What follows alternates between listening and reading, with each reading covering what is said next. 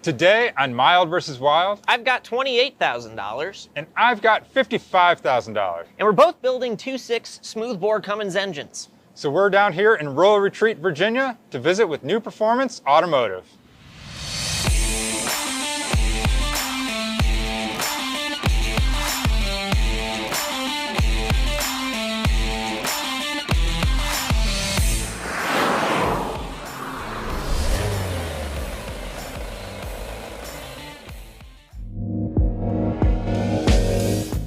Hey guys, we're here at New Performance Automotive to visit with shop owner Steve Burton, who founded New Performance Automotive nearly 25 years ago as a way to further his passion for truck and tractor pulling. Burton moved his diesel shop in 2007 to its current location in Rural Retreat, Virginia, which boasts a 6,000 square foot facility.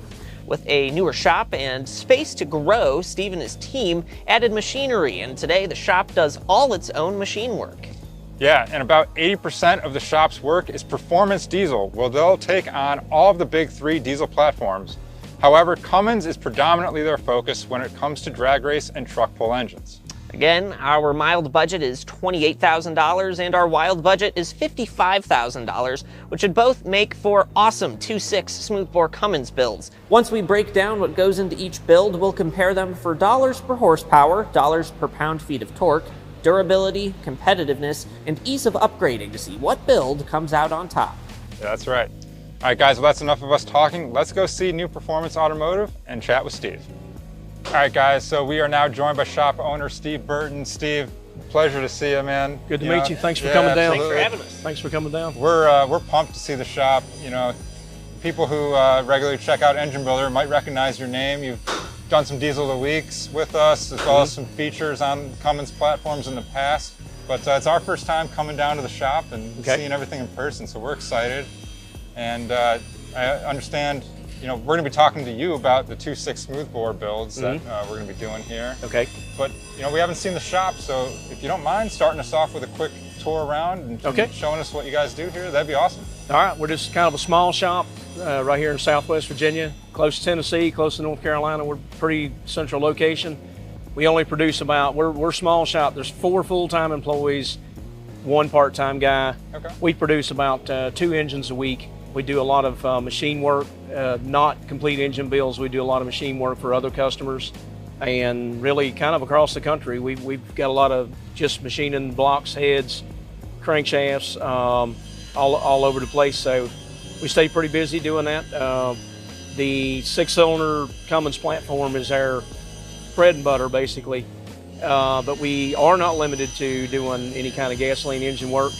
We've got some big block forward pulling motors and do a lot of machine work on just, you know, run-of-the-mill gasoline engines, diesel engines from around the area. It's a little more rare to see guys doing both the diesel and gas stuff, so that's cool that you guys yeah, it kind of comes with the machine shop territory, which has really always been my dream, just to be a 100% hands-on engine builder. So we're kind of working toward that, and we don't do any service work or anything anymore. So we're just full-time machine shop. Yeah, so you guys got a pretty good facility here now these days. So let's go check it out. Let's show these guys. Yeah, come on. Okay, one of the things that we have is we have a complete dyno facility. We like to dyno most of our complete engine builds. Check the tuning on them, make sure there's no leaks, make sure they produce the horsepower that you want them to have. We can test different, you know, like turbos, different injectors. Some injectors work better than other motors, same as the turbo. You know, the worst thing that can happen is if you can build a complete engine, the customer puts it in his truck and it's way off the pace. So at that point, it's a big deal.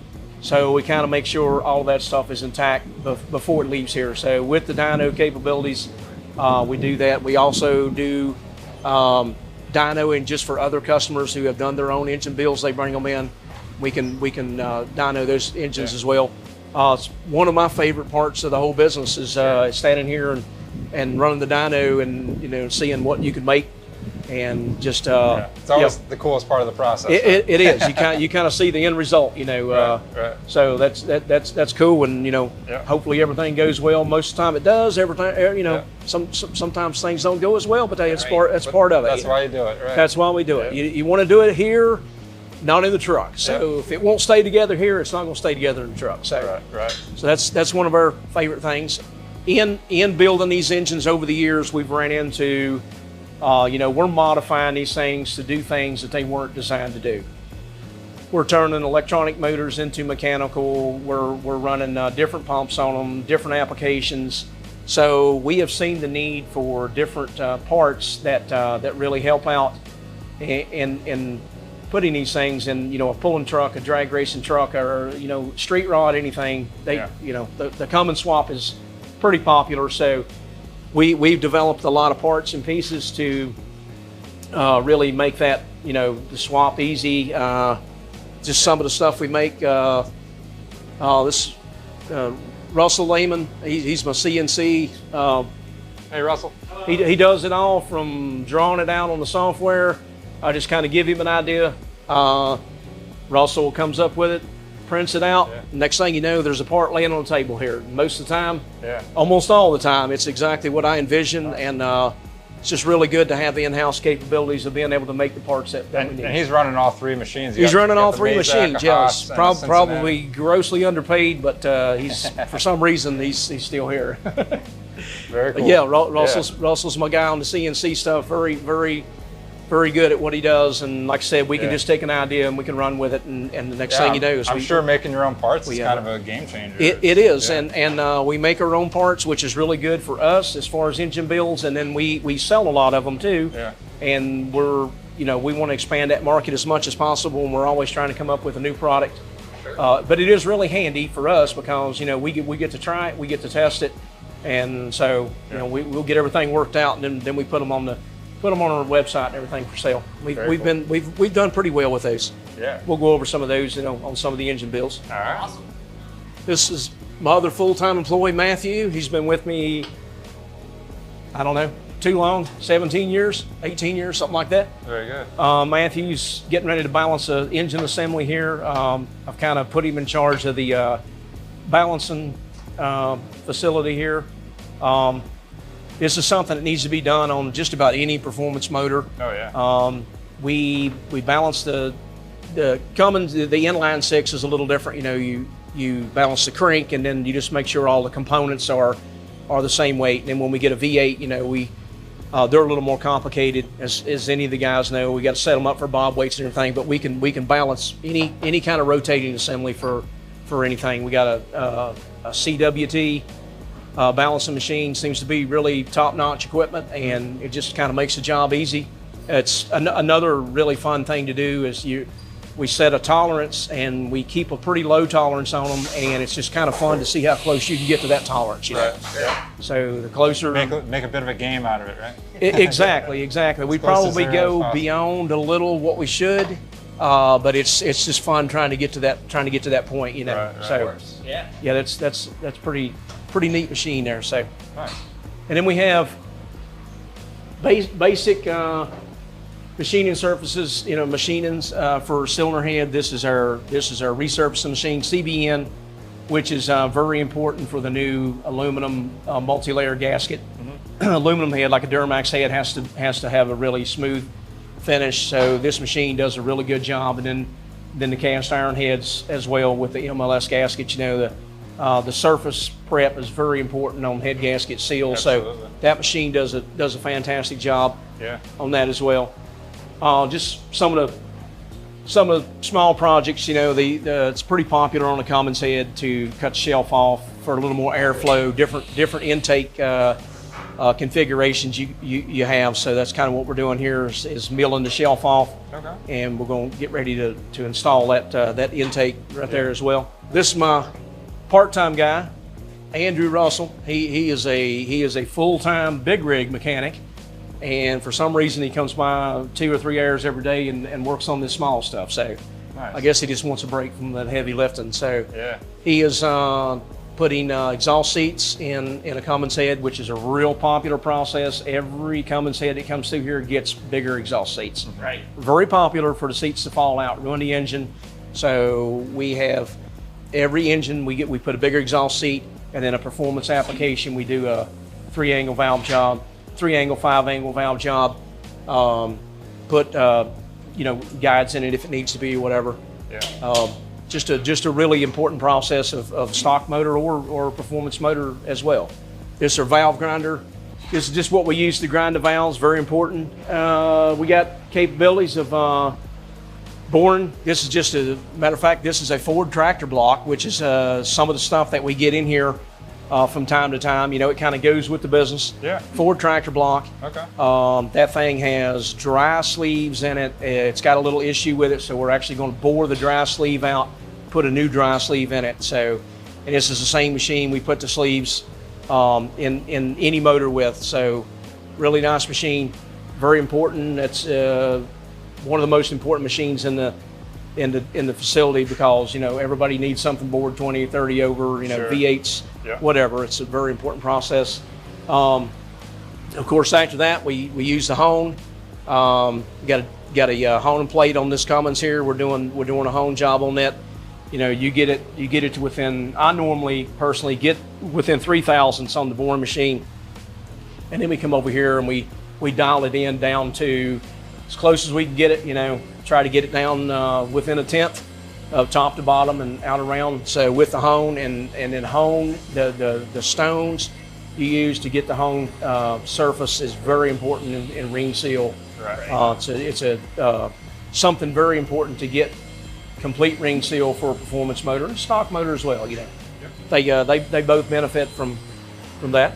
Another popular thing on these inline motors is they only come from the factory with 1 or 2 cam bearing inserts. So when you run a billet cam, the billet doesn't like the cast iron, so it's mandatory that you go through in all 7 locations and put a bearing insert in.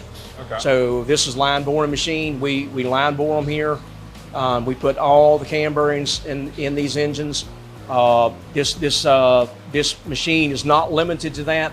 If you have billet main caps, or if you've had an engine that's spun a bearing or something, this is what you repair it on right here. You put it in the fixture, and you set it up, and you can get your tolerances back.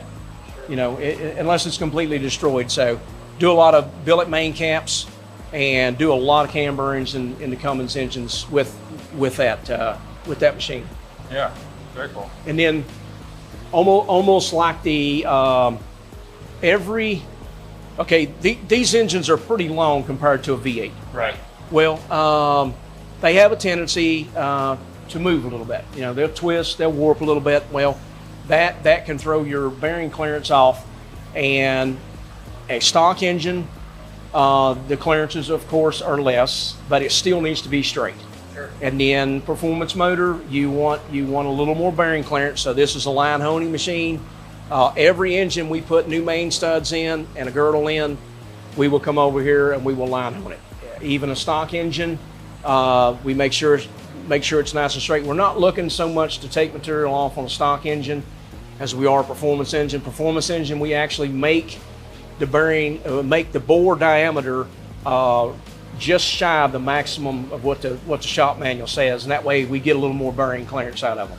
Stock engines, as long as they're all pretty much the same and within the spec, that's what's important on those. Performance engine, you're actually doing it for sizing. Just the straighter it is, the easier it turns, the better the bearings are. Everything's good with a bottom end's key. Yeah. This is our clean room. This is where all the final engine assembly's done. We don't do any kind of grinding. I don't have an air hose or anything in here. Try to keep this place as dust-free and clean as we can. This is just a mock-up engine we were testing some new parts on. So, but we do all of our final engine assembly in here. On a hot day, it's a good place to hang out because it's air conditioned. So we try to keep everything. We'll get all the preparation done. And then it's very important to come in here and put it together when everything's nice and clean, because everything needs to be clean for bearings, and you don't want any kind of debris in any engine. Absolutely. So Right. so yeah, we got what we need in here. Our bearing storage and just our measuring tools and everything is in here. So Yeah. Excellent. and like I said, this is a stock engine, just a mock-up motor, and we were developing some new parts and pieces for this. So just pull them in here and testing them out. Well, speaking about understanding where your engine comes from and what goes in it, that's exactly what we want to talk to you about with our 2.6 Cummins builds here. So let us know if we're missing anything on the tour aspect here. Otherwise, we can jump into talking about those builds. I believe it's a small tour. We're a small shop, so cool. We got the basics, and we got the basic number of employees, and we got the basic number of stuff. So very good. It's just, we don't have a big facility, but we stay busy, and you know, I don't know if I ever have plans of expanding and getting like really big or anything. Pretty comfortable with where we're at. So yeah, excellent. Long as we stay happy and busy, I'm happy. Very good. Yeah. So, all right, Steve, well, let's go chat about these Cummins builds. Okay.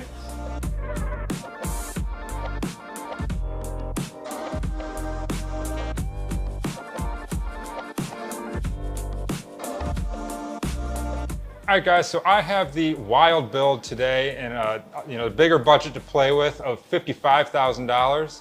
And in talking with Steve, you know, my build for the 2.6 smoothbore class is going to be a 6.4 Cummins. So Steve, you know, let's kind of walk through that build. You know, let us know kind of where this build's starting. You know, the 6.4 is something that needs a lot of machine work to kind of get to that point. It is, and it represents a lot of the money in the build. Yeah. Basically a 6.4. You start out with a 6.7 block, and we put sleeves in the block to make the cylinder walls thicker. Right. Okay. In these 2.6 smoothbore engines, deck plates are not allowed. So it's just going to be a sleeve, which would be a 4 1/8 bore engine. Okay. So we start out with a 6.7. We bore it out, put a sleeve in it. And like I said, the main reason for doing that is to get a thicker cylinder wall for durability. Sure. Okay. Along with doing that, making the cylinder walls thicker, you have to address the bottom end on these engines. So we do our girdle, and we have these laser cut out, and all the main studs they come from the factory with 12 millimeter main studs in them. So we put 9/16 main studs in them, a lot more clamping force. Nice. The girdle ties every main cap together. They torque at 175 versus torque to yield bolt from the factory. That would just cause too much main cap fretting for the additional horsepower. That utilizes, the 6.4 utilizes a 6.7 crank. On the crankshafts, we start out every crankshaft, we press the gear off, make sure the crank's straight, polished. We balance it down to a real close tolerance. We put a keyway in the gear from the factory. They just have a little dowel, and they rely on the press fit of the gear. So anytime you're doing anything other than what the thing was designed for, we put a keyway in it. You don't want that gear slipping. Right. So the 6.4, the reason the money is in the 6.4 is the sleeves. Doing all of this to the block, including putting cam bearings in every position, represents close to $5,000. Okay. By the time you get the block machined and ready to go. But you have a block that these engines produce anywhere from 1,100 to 1,200 horsepower and anywhere from 19 to 2,200 pounds of torque. Okay. So the torque is the killer on them because they typically make power down low because of such a small turbo. So very durable engine for that torque level. That's the main reason I'm going with a 6.4. It is, you know, it's its ability to withstand the torque and peace of mind of knowing, hey, this thing's capable of. We've had that exact setup well over 2,000 horsepower. Yeah. So you're throwing 1,200 horsepower at it, but you got more torque going in it. You know, a 2,000 horse motor is going to be up 35 to 5,000 RPM. Oh yeah. It's making different kind of stresses on the motor. When these things get down into the low threes at the end of the track on the Pro Street pulling engine, you're looking at around 21 to 2,200 pounds of torque. So torque's the killer on them. So having those thick cylinder walls, having the main cap girdle, and the bigger main studs and everything really keeps it intact. Gets that bottom end set up. Right? Yes, because you know like I said, the torque's the killer on these, and then with all of this setup, you do all 7 bearing inserts, and that way you can run a billet steel cam in the engine. All right, Steve, so we're going to get into a little bit more of the rotating assembly. You had mentioned pistons, and now we're here in front of some billet goodies. Yep, yes, sir. Yeah. Okay, now another additional cost of having a 6.4, which is, the wild budget, the reason the money's there is, Cummins never came with a 4 1/8 bore piston. Right. So it has to be a custom-made piston, which I usually get them made from either Ross or Diamond. Okay. And it's a 4 1/8. So the piston, the wrist pin package, and the ring package, represents nearly $3,000 of the build. So the wild budget it's where I'm getting with the wild budget. Yeah. The sleeves that we install, and a lot of machine work goes in, so a lot of time is going into putting the sleeves in the engine. So this is the sleeves that we put in, top hat sleeve. Yep. If you started on one of those blocks early that morning, you could work all day on it. So again, that represents a lot of the budget. Right. Different ways we can do the engine. They can run wet with coolant in them, or they can run dry. Okay. So that decision would have to be made with you in the beginning, because the clearances obviously are a little bit different between a wet and a dry motor. Okay. And if you run wet, we do have the stuff set up to run them wet. We kind of prefer them to run dry. They're not running long enough. You crank it up and you get up to the line, and then wide open throttle is typically between 12 and 16 seconds. So pull off the track at the end, shut it off. So no street driving, of course. It's a pulling truck. You're not going to be driving on the street. So we like to run them. Dry, just for the simplicity of no cooling system, no radiator, no hoses. It just cleans everything up and just simplifies stuff. If you're suggesting to run dry, I'm definitely good running it dry. Okay. So, yeah. Just when you go from a wet motor to a dry motor, you just have to obviously remember that. Don't start it up, drive around the pits. Yeah. On a hot day, don't take it for a joyride. As long as obviously somebody who has a serious pulling truck that's going to be spending that money on an engine is going to keep that in mind. Right. So absolutely. And its sole purpose is to pull, and that's it. Yep. So it's a competition vehicle. That's right. That's right. So dry is simple. I have a lot of people that want to do them wet for different reasons. Which the only thing that really changes is your clearances are a little different for a wet motor, obviously, because it can cool itself quicker. And then the one disadvantage of having a dry engine is if you're first puller in the class and the sled setting didn't get adjusted correctly, and there's 6 trucks there. Okay, you pull, they call you. We're going to reset the sled, so you got to come around. Doesn't give you a lot of cool down time. Yeah. That's where your clearances and stuff come in real critical. Billet piston versus cast piston. It's going to take the heat a little better. So, and that's another reason for having a wild budget on one of these things is to be, that happens a lot.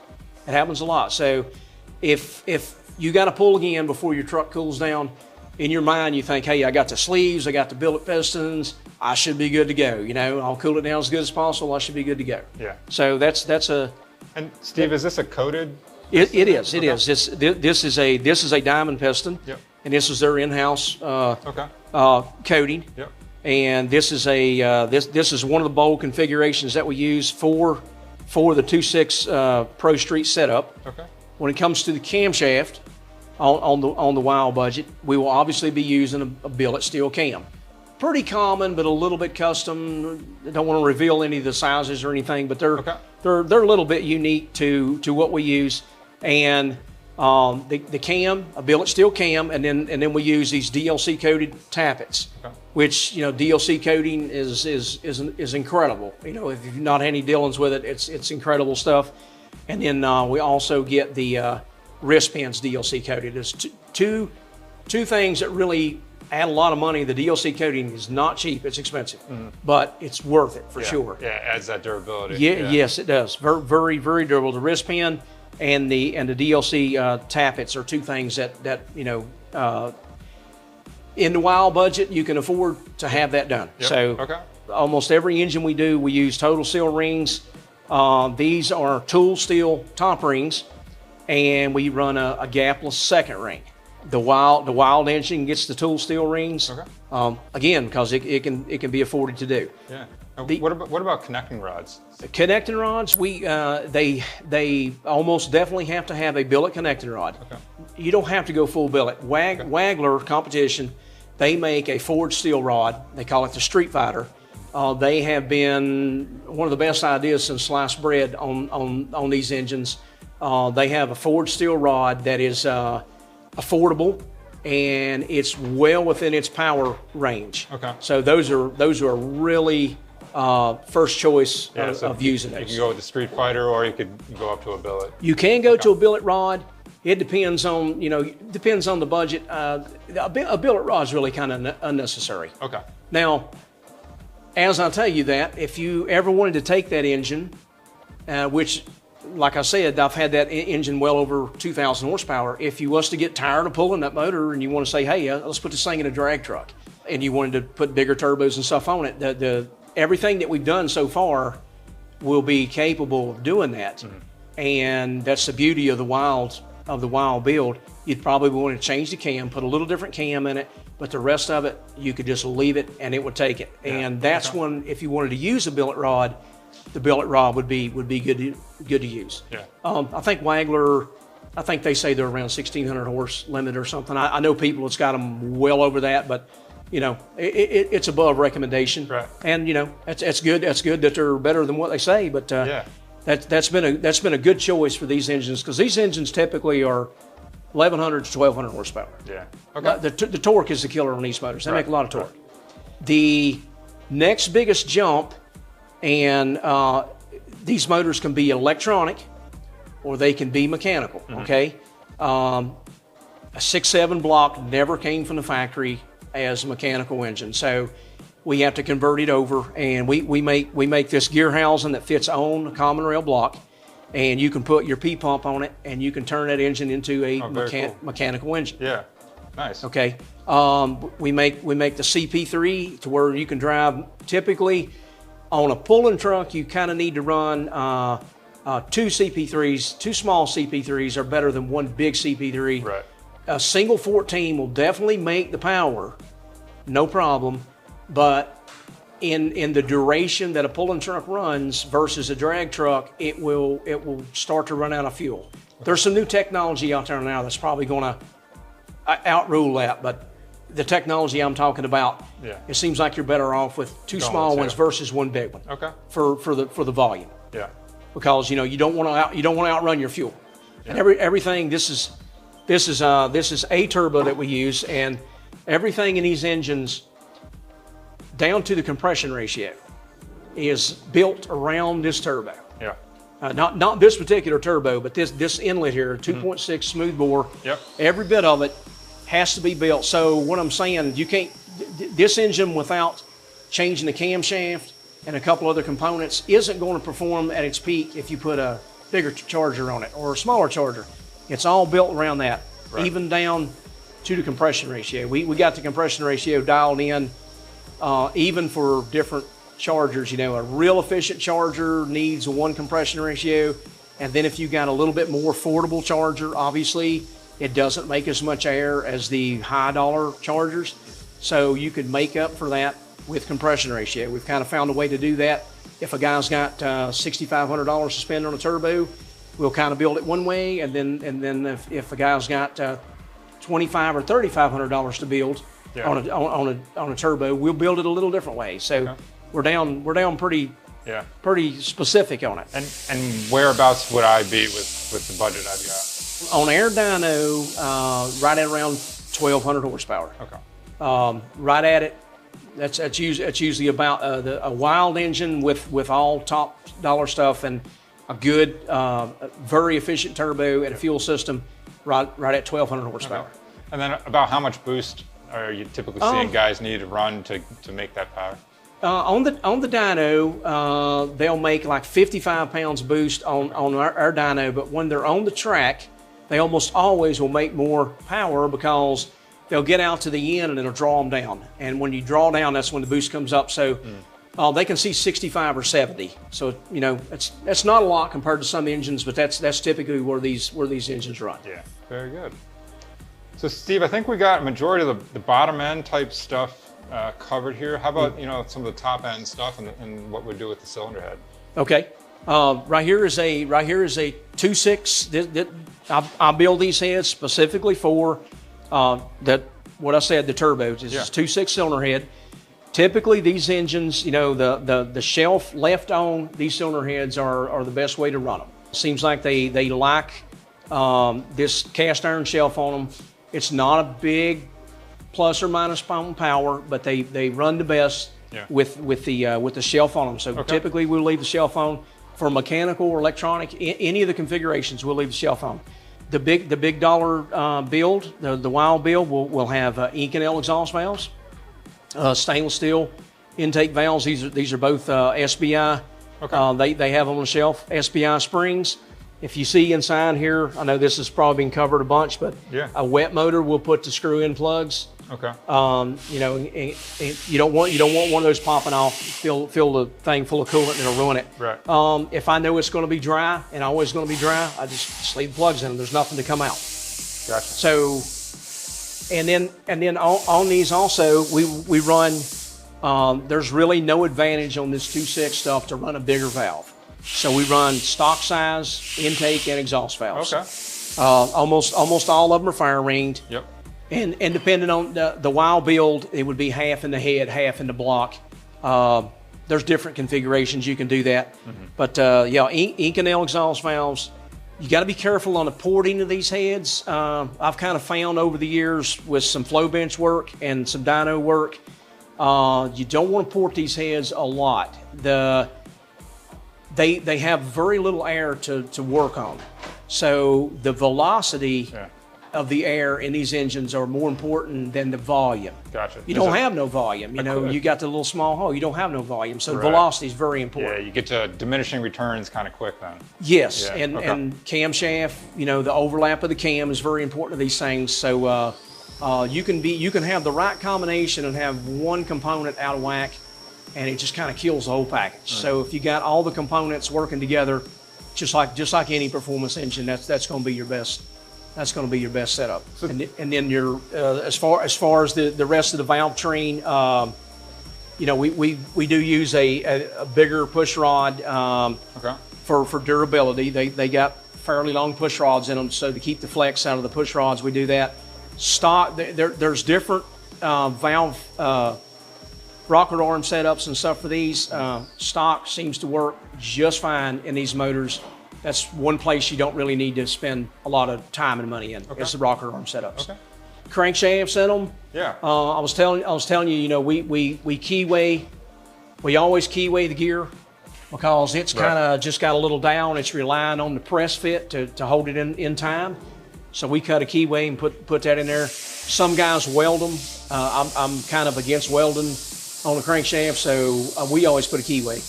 We balance them. Usually always use a stock size crank, mainly because we use the Molly bearings, and with the Molly bearings, you can get the HX series that you can get more clearance. So the bearing clearance is critical on them. So we use as of right now, to my knowledge, they're the only ones that make a bearing that you can gain a thousandths clearance, or you can mix them and gain a half thousandths. Yeah. So typically that's what we use, and we use the H series, the Performance series in them. Steve, let me know if we're leaving out any specific components here in the build, or just any other work that you guys would put into it. But it sounds like we covered a majority of it. I did want to ask, you know, I saw you guys got some AMSOIL out. You know, what kind of, you know, weight oil or viscosity oil should I be running in the truck? Typically, 20W50 is good to run in these engines. They have more bearing clearance and more piston to wall clearance. So 20W50 is good to run in them. All of these engines that I build are flat tappet. So the good amount of zinc in them is critical for, you know, you cam lifter wear and break in. So yeah, 20W50 is good, and then break in is, you know, use a good AMSOIL break in oil to break it in. Yeah. So Steve, I just had a couple other questions more related to competition. You know, with everything that we're going to be doing here with my budget and ultimately what I'm going to get in the 6.4 Cummins, you know, how competitive am I going to be in the class? With the horsepower that we said, close to 1,200, if you have, you know, the truck is going to need, as long as you have a good chassis and you're a pretty good driver, and you can kind of read the track, anywhere from 11 to 1,200 horsepower will really put you in there with any of the guys. Awesome. I feel like you need 1150, and anything above that is good. But you can go, this class is pretty nationwide. You can go anywhere and pull. There's some really big pulls out in Indiana through the summer, and there's a really big pull in Georgia through the fall of the year where all the trucks show up. You know, we've had 30 and 40 trucks in a class before. Wow. But with that setup, you can be right there. When you unload it off the trailer, you can be a contender. Yeah. Awesome. Yep, you can. Awesome. That's what I need. Yep. And then That's where we put you. We covered a whole bunch of the different durability factors, you know, the things that you guys do in terms of the machine work and the components. So it sounds like I'm getting a pretty durable piece that, you know, should make it through the season if I'm doing everything, you know, the right way. Oh, right? yes. Oh, yeah. We'll normally take them down after about 60 runs. Okay. And just kind of check obviously when we got them down, we'll put new rings in them. Rings will take more of the abuse and more of the wear than anything. The bearings, as long as all your clearances is right and the crank's good and straight and balanced, the girdle holds it in place. Your bearings should look good. Typically, we still replace them. We're down looking at them.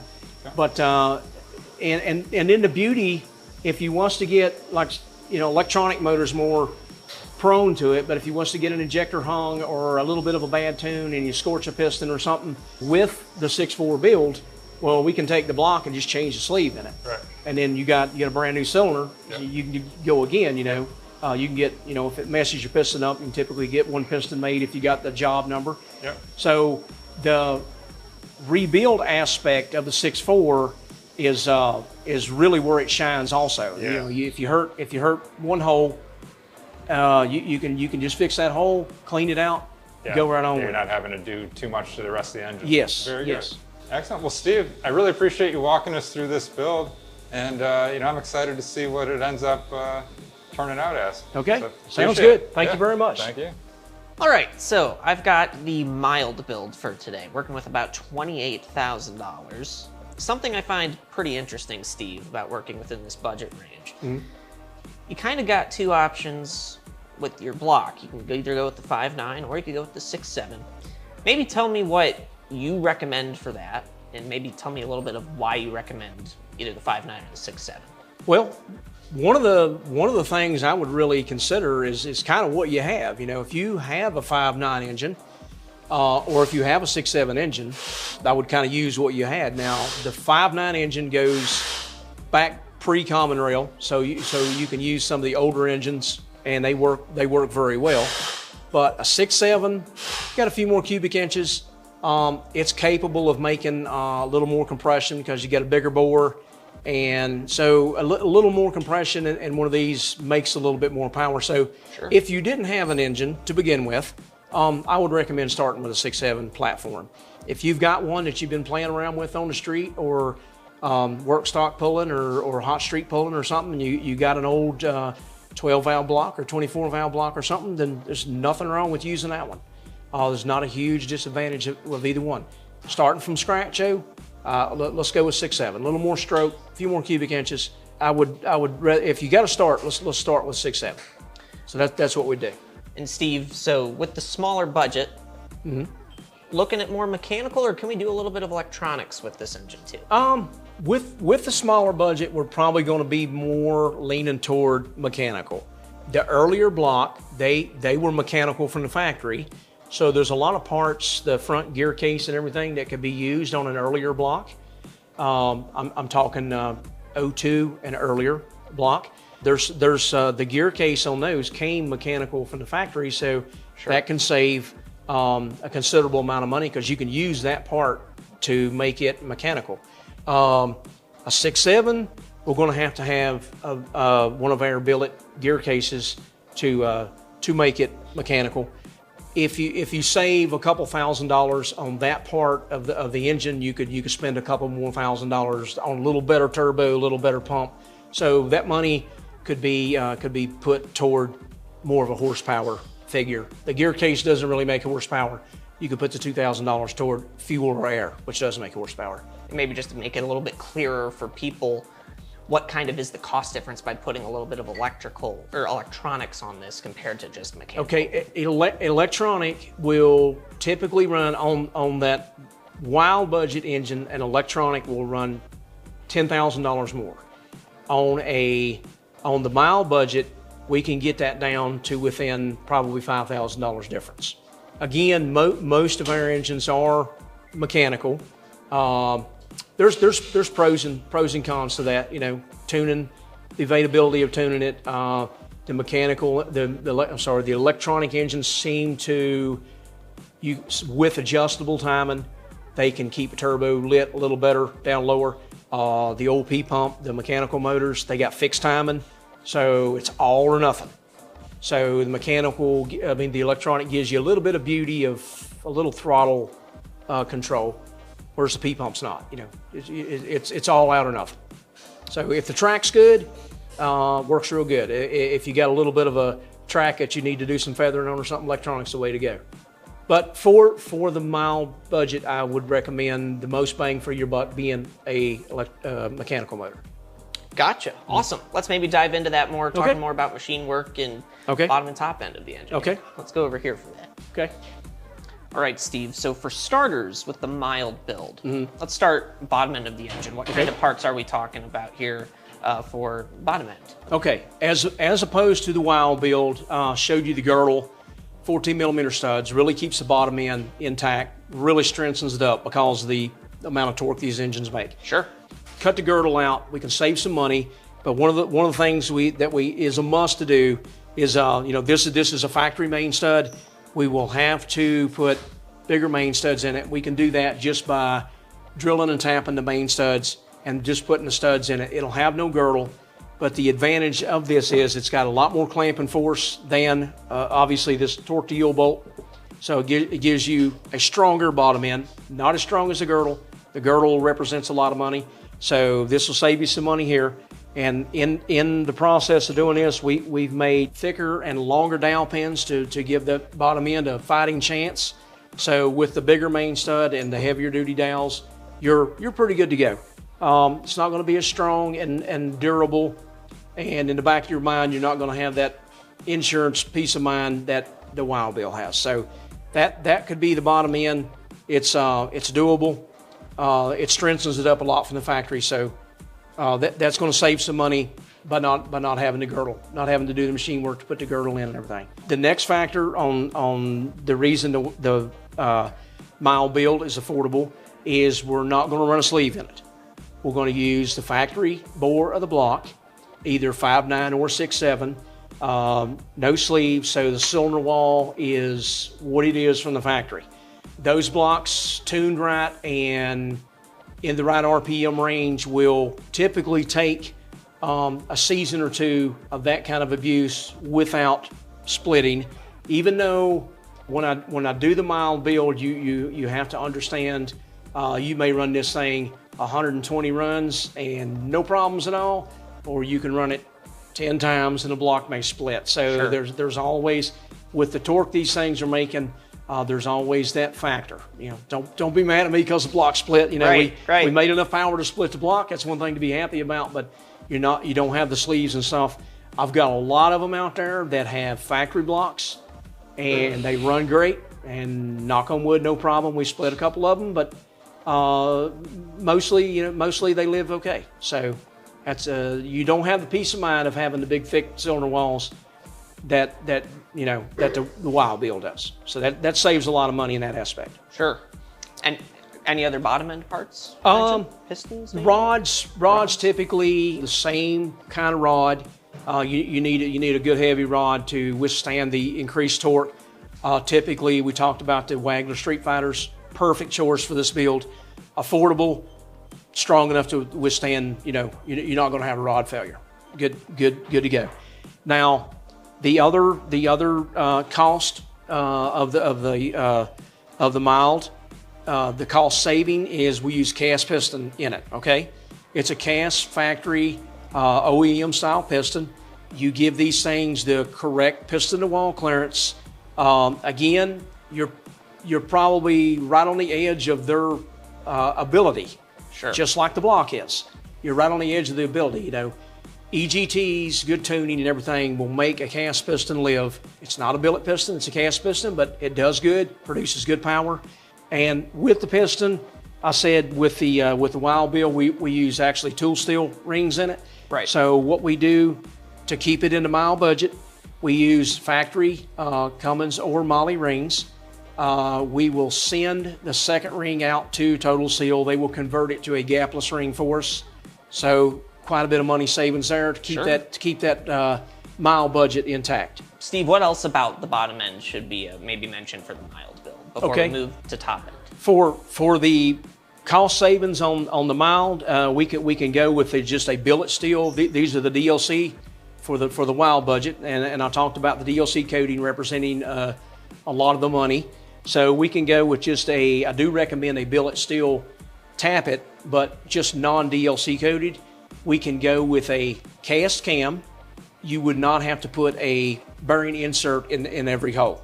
Again, that's cost savings to get in that mild budget. Sure. Those two things, and then the cylinder head. We'll talk about that. As we were saying, with the wild budget, we were doing Inconel valves, Inconel performance valves, stainless steel intake valves. With the mild budget, we can go just run-of-the-mill stock nitrided exhaust valves that came in them from the factory, and the typical intake valves. Seems to do fine, no problems. You still need a good set of springs, and these engines, same spring in both builds. These engines, just like the other one, can be run dry or wet, and that all you got to make that determination when we do it, and that way we can get the piston to wall and the ring gap clearance is set, which is very critical in these things. Sure. Again, the valve size, even though with the mild budget it would be different materials that the valves are made out of, same size valves, still the same. The cylinder head basically having the same amount of port work, and the exhaust seats is a must in any of them. So the cylinder head is very similar to the wild, minus the materials that the valves are made out of. So try to keep you in that budget. Sure. And just in talking about all of this so far, the big thing I'm hearing with the mild budget is keeping closer to some of those factory parts instead of maybe. Yes. Factory block, factory crank. The rods is something you cannot skimp on. They make too much torque to trust a factory rod. So we have to go with the rods. The cylinder head, we need springs. We need the right amount of airflow. These things don't need a tremendous amount of airflow because of the turbo setup, but the springs and then the rocker arms, as I explained in the other build, the factory rocker arms are good for either build. They hold up very well, and almost always the push rods are upgraded in either build. So the push rod, you'll get deflection from the factory, so you need to upgrade the push rods. Let's talk about upgrading. Maybe down the road, get a little bit more money. How can we upgrade this engine? Is it easy to upgrade? What would you do? It is easy to upgrade. However, we are going to be around 1,100 horsepower with this build. A factory block, it's almost at its limitation. So the upgradability of this build is not going to be tremendous improvement, because you're on the threshold. Crankshafts, no problem. You'll have good set of rods, no problem. At that point, the block will become the weak spot. And putting the sleeves in the wild build eliminates that problem. That's going to be anything much above 1,200 horsepower, you're really on borrowed time. So the upgradability of this one is not great because of the block being the weak spot. So kind of maybe talking about reliability too, you had mentioned it a little bit early on. Maybe kind of just go over that again. Reliability of this engine, how much reliability is there? Well, typically a season of these kind of engines is 15 to 18 pulls. So we like to run them, like I said earlier, we like to run them about 60 hooks and go into them and look at them. These engines right here, I would almost recommend less, not half, probably around 40 hooks. The reliability of these is going to be less because you don't have the girdle holding the mains in as well as you do the bigger build. You have thinner cylinder walls which can distort and move. And then, as I was talking earlier about if you ran it dry, and the motor with the billet pistons, if you run it dry, you're the first puller, they reset the sled. You know, I talked about the beauty of that motor coming back, and in your mind you think, you know, I got billet pistons, I've got thick cylinder walls, I'm gonna be okay. This one, I'd be really worried. If you run, there's 6 trucks in the class, they bring you back in 30 minutes, and this thing is dry, you don't have the thick cylinder walls, you don't have billet pistons, I would probably not pull again that night. I would probably just take what I had and leave. But now, its first run is probably, you know, it's kind of like the Toby Keith song, you know, I was good, you know, I was good as I once was. Right. But it's going to be really comparable to the Wild build on the first run, and the reliability and the upgradable part of it doesn't compare. So now, if you went somewhere and they were 15, 20 trucks in the pool, you got enough time to cool it down, I'd be okay.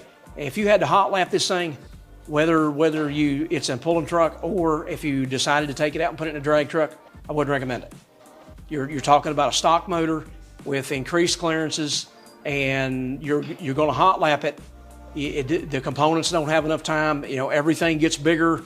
The clearances go away when everything gets hotter. So probably not a good idea. So that's where your budget's going to keep you from doing, you know, like a second pull the same night if you had to hot lap it or something, as opposed to the Wild build.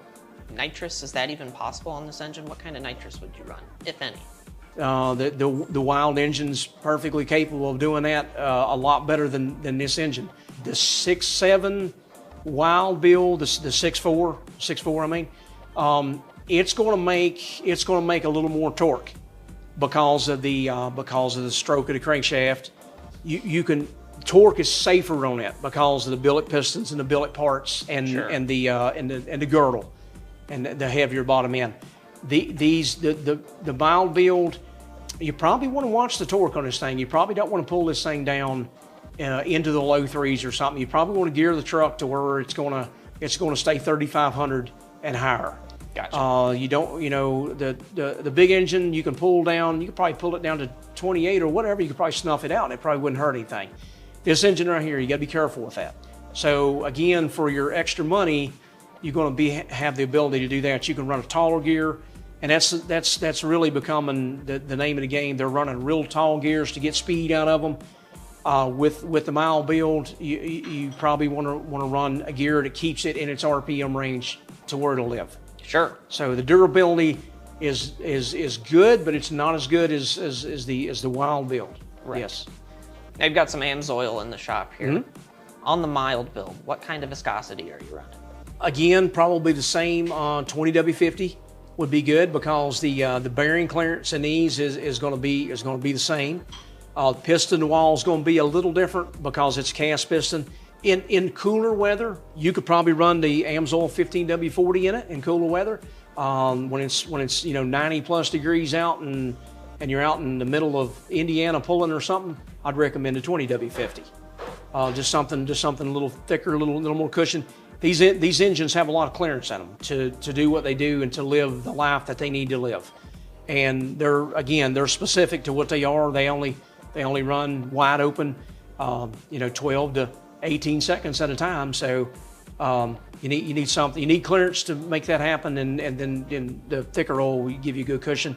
And again, they're flat tappet, and they benefit greatly from oil with zinc in it and additives to run the flat tappet cam. Awesome. Well, Steve, is there anything else you want to mention about the mild build? You talked about the upgradable parts There's some oiling system parts that we can put on them. We have an oil cooler delete. It's going to get you above the budget just a little bit. And we have a new oil filtration system that we're going to be running on that could be added to any engine. But again, we're going to get above the budget. But they're upgradable, just parts that make the engine cleaner and run better and everything. Not necessarily more horsepower, but just reliability parts. Awesome. Well, Steve, thanks for talking about this mild build. I think it'll actually be not too shabby. I'd say it'll run pretty well. Believe it or not, it sounds kind of goofy, the difference between the money, but this mild build can win on Friday night, and the wild build can win on Saturday night, and that's exactly how it can go. Yeah. This guy spent $28,000. Craig spent $55,000, and he's probably not going to be real happy when this one beats him on Friday night. Right. But it happens. That's how close the competition is in this type of pulling. But he's probably going to be pulling when you're back refreshing your motor, and he's still going to be going. So there's your difference. Awesome. Yep. Steve, thanks for the time. Thank you very much. Thanks for coming by.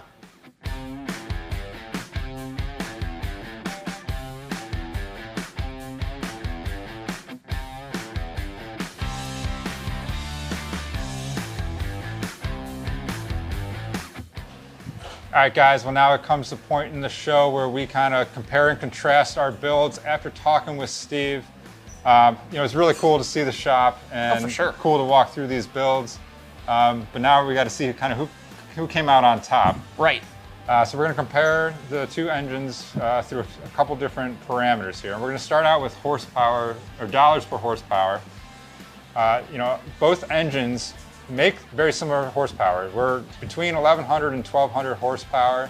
Obviously, I've got this bigger budget here to play with, so that means I'm going to be spending more dollars for the horsepower. Yeah. I spent $45 per horsepower. I was right around the 23 mark, a little bit on the lower side there on the budget, but hey, I'll take the win on, horsepower per dollar. Yeah, so a little bit more, affordability for the horsepower on the mild side. Now we're going to do the same thing with torque though, because I'm getting a little bit more torque. I'm between 1,900 pound-feet and 2,200 pound-feet.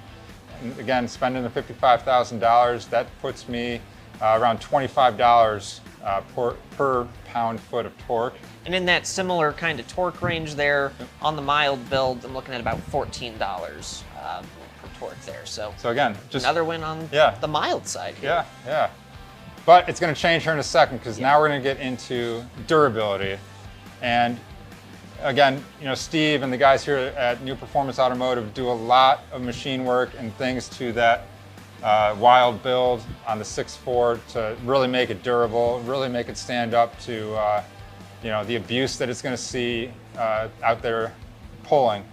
I would say one thing Steve mentioned too, especially with the mild build and talking reliability, you're kind of hoping to get through a few races.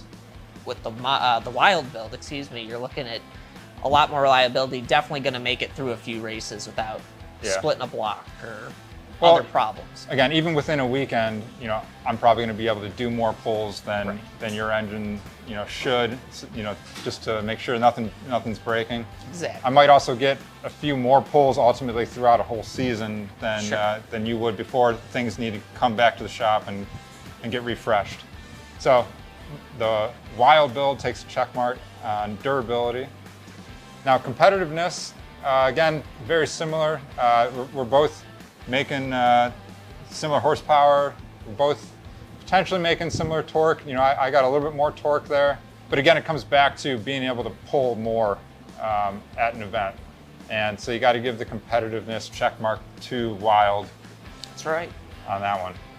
Now the last parameter here is the ease of upgrading these engines.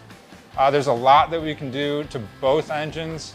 However, there's fewer things that you need to do to the wild build to take it to a next step, or really do something where you can put more horsepower to it versus the mild build. Yeah, both again, very easy to work on. It's just more so a lot more capability in the wild engine versus the mild engine. Yeah, and you're looking at having to do something more to the block to really Right. take that next step. Exactly. Which is kind of a big deal, Right. and Big- a lot big- more money. Yeah, exactly. A lot out of pocket for that. All right, so like we just ran through, the mild build had those first two categories locked down, but I kind of ran away with it with 3 in a row, check marks there. Right. So Good it's comeback at the end. a 3-2 win for the wild build here on this 2.6 smoothbore Cummins build. Again, we want to thank Steve and all the guys here at New Performance Automotive in rural Retreat, Virginia for having us out. It was awesome to see the facility, so make sure you guys are checking out what they do. You know, they make parts, they do a lot of awesome builds, so make sure you're checking that out. And as always, make sure you're checking out enginebuildermag.com for more great engine content. Thanks for watching Mild vs. Wild. We'll see you guys next time.